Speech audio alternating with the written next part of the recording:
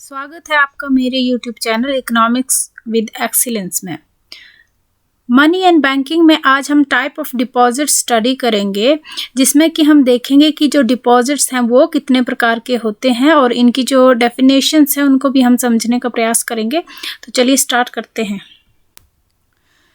तो सबसे पहले हम डिपॉजिट क्या होता है, इसकी जो डेफिनेशन क्या है, बेसिकली जो डिपॉजिट है वो होता क्या है, तो इसको हम समझेंगे। तो जो बैंक डिपॉजिट होता है उससे हमारा तात्पर्य ये है कि जो आपका पैसा है या फिर जो पब्लिक का पैसा है वो जो है बैंक किसी एक बैंकिंग इंस्टीट्यूट में सेफली रखा जाता है, या फिर जो पर्सन की सेविंग्स होती हैं बेसिकली उनको ही हम डिपॉजिट कहते हैं। और ये जो सेविंग्स हैं इनको अगर बैंकिंग इंस्टीट्यूशन में रखा जाता है तो इसको जो है हम डिपॉजिट्स कहते हैं। और ये जो डिपॉजिट हैं वो जो है सेविंग अकाउंट्स में रखी जाती हैं, चेकिंग अकाउंट्स में रखी जाती है, मनी मार्केट अकाउंट्स में रखी जाती हैं। तो ये जो है डिपॉजिट के अकाउंट्स होते हैं। और इसमें फर्दर एक फंक्शन इसका ये भी है कि जो डिपॉजिट्स होते हैं इसमें जो अकाउंट होल्डर होता है उसके पास ये हक होता है कि जो वो अपनी डिपॉजिट की गई जो राशि है उसको जो है वो कभी भी जो है वो विड्रॉल कर सकता है या फिर जो निकाल सकता है। जिस तरह से उसकी कन्वीनियंस है या फिर ज़रूरतें हैं उस हिसाब से वो अपनी मनी को जो है वो डिपॉजिट से विड्रॉल कर सकता है। फर्दर इसमें हम टाइप्स ऑफ डिपॉजिट्स समझेंगे। टाइप ऑफ डिपॉजिट्स में हम ये स्टडी करेंगे कि जो डिपॉजिट्स हैं, जो लोगों की सेवाएं हैं, उनको जो है सेव करने के लिए जो बैंकिंग इंस्टीट्यूशन है वो जो है बहुत सारी अकाउंट्स की फैसिलिटी जो है वो प्रोवाइड करवाता है, जिनमें से प्रमुख हैं saving bank account, current deposit account, fixed deposit account and recurring deposit account. तो इन्हीं अकाउंट्स को जो है हम बारी बारी से अंडरस्टैंड करेंगे। जो फर्स्ट तरह का हमारे पास अकाउंट है वो है सेविंग अकाउंट। तो सेविंग अकाउंट जैसा कि नाम से ही स्पष्ट है कि ऐसा अकाउंट जो कि नॉर्मल पीपल के लिए सुटेबल रहता है। इसका मतलब ये है, नॉर्मल पीपल से हमारा मतलब ये है कि जिनकी जो इनकम है वो डेफिनेट रहती है और वो जो पीपल हैं वो अपनी जो सेविंग है वो करना चाहते हैं या फिर जो सेविंग है उसको बढ़ाना चाहते हैं। फॉर एग्ज़ाम्पल जैसे कि कोई इंसान है या फिर जो सोसाइटी के लोग हैं जो कि अपनी सैलरीज प्राप्त करते हैं और वो लोग जो कि लेबरर्स हैं, तो ये जो सारे थोड़े कम तबके के जो या फिर जो लोअर इनकम लेवल तबके के जो लोग होते हैं वो जो है सेविंग बैंक अकाउंट में जो अपनी सेविंग्स है उनको डिपॉजिट्स करवाते हैं। इस तरह के जो अकाउंट्स होते हैं वो मिनिमम बैलेंस से जो है वो स्टार्ट किए जा सकते हैं।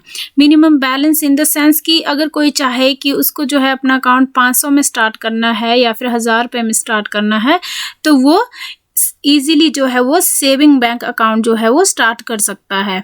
और इसमें ये भी फैसिलिटी होती है कि जो मनी है वो जो एक जमा करता है वो किसी भी समय जो है वो अपने अकाउंट में जो उसका पैसा है वो जमा कर सकता है।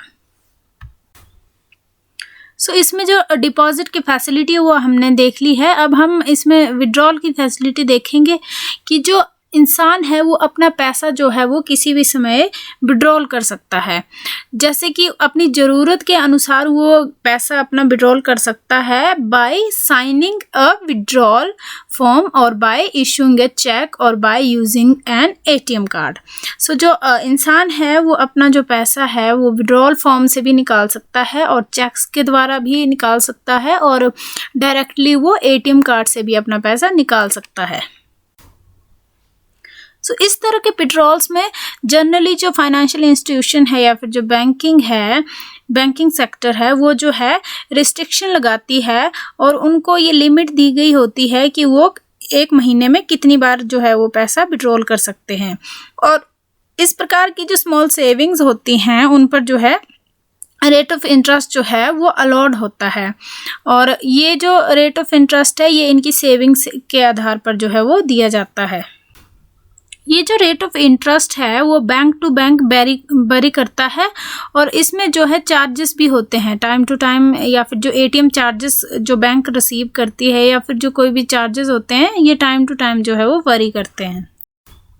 और इस प्रकार के जो अकाउंट्स होते हैं उसमें जो मिनिमम बैलेंस है वो रहना ही चाहिए। मतलब आज के टाइम में जो बैंक का मिनिमम बैलेंस है वो आई थिंक 1000 रुपीज़ है।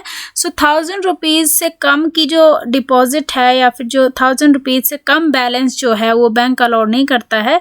एक 1000 रुपीज़ से जो ज़्यादा बैलेंस है वो जो है इस अकाउंट में जो है वो रखा जा सकता है। और अगर जो बैलेंस है वो इससे कम हुआ तो इसके जो चार्जेस है वो बैंक लगाती है कस्टमर को। दूसरे प्रकार का जो अकाउंट है वो है current deposit account. Current deposit account में उनका खाता होता है जो बड़े बड़े बिजनेसमैन होते हैं और जो कंपनीज होती हैं और इंस्टीट्यूशन होते हैं बड़े बड़े, जैसे कि स्कूल, कॉलेजेस, हॉस्पिटल।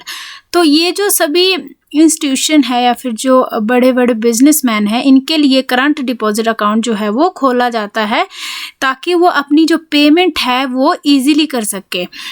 इनके लिए ये अकाउंट इसलिए खोला जाता है क्योंकि इनको जो है एक दिन में बहुत सारी जो ट्रांजैक्शंस हैं या जो पेमेंट्स है वो करनी पड़ती हैं, इसीलिए इनके लिए जो है वो करंट डिपॉजिट अकाउंट खोला जाता है। इनके लिए जो सेविंग बैंक अकाउंट होता है वो रिस्ट्रिक्टेड होता है और इस तरह का जो अकाउंट है इनके लिए सूटेबल नहीं होता है। तो जो सेविंग अकाउंट होता है वो इन बड़े बड़े बिजनेसमैन कंपनीज के लिए सूटेबल नहीं होता है, इसलिए जो बैंक्स हैं इनके लिए करंट अकाउंट जो है वो ओपन करते हैं। और इस प्रकार के जो करंट अकाउंट डिपॉजिट्स होते हैं उस पर जो बैंक है किसी भी प्रकार का उनकी जो सेविंग्स है उस पर किसी भी प्रकार का जो इंटरेस्ट है वो बैंक उनको नहीं देता है।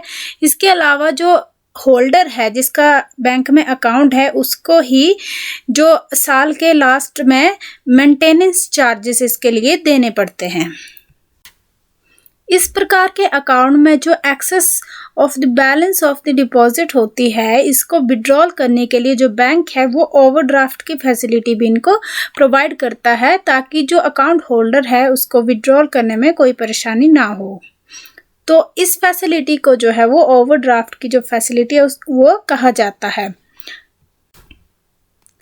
ये जो फैसिलिटी है ये स्पेसिफिक कस्टमर्स को दी जाती है और ये जो है सर्टेन लिमिट तक होती है और ये जो एग्रीमेंट्स होता है बैंक का उसको फॉलो करना पड़ता है और जो बैंक का एग्रीमेंट होता है उसी के हिसाब से ये जो ओवरड्राफ्ट की फैसिलिटी है वो मंजूर की जाती है या फिर जो बैंक है वो देता है।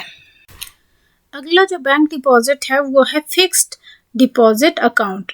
सो जो फिक्स्ड डिपॉजिट अकाउंट होते हैं वो कुछ एक जो कस्टमर हैं उनके लिए होते हैं, मतलब जो कोई भी चाहे तो अपना पैसा जो है वो फिक्स्ड करवा सकता है और इसका जो टाइम पीरियड रहता है ये लॉन्ग समय तक रहता है। और इस प्रकार के जो डिपॉजिट होते हैं उन पर जो है बैंकिंग इंस्टीट्यूशन जो है वो हाई रेट ऑफ इंटरेस्ट जो है वो देती है।